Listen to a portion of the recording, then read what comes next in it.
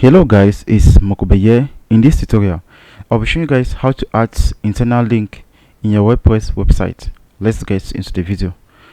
So when we talk about internal link, it's actually linking a page to various pages in your WordPress website. So guys, I'm going to show you guys how to do that. So we are going to take an example. So I'll go to posts. After that, I'll click on all posts. So I'll be choosing the post in which I want to apply this internal link into it. So guys, let me just say this one here. I'll just click on this one, choose it, click on new tab. Is going to open the new tab containing the post. So I want to actually link this post to various pages on my WordPress website. So let me just say I want to link this social media link to my service page. So I'll come here,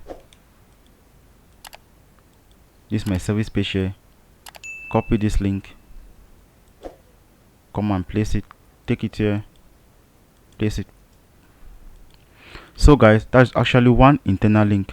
So if I want to link it to my home page, let me say front page, I'll simply choose this one, click on it, home page, copy it and paste it here. So guys, that is actually another internal linking. Internal linking actually enable you to communicate with various pages in your WordPress website. So let me just say profile, I'll just say Apple,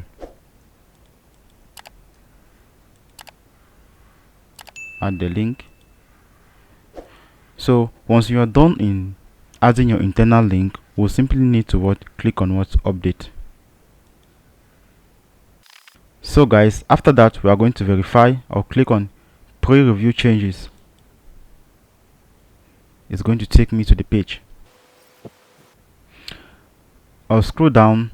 So guys, these are the various links we just added. As you can see, the color have changed depending on your theme, but in your own case it might just be like that depending on your theme.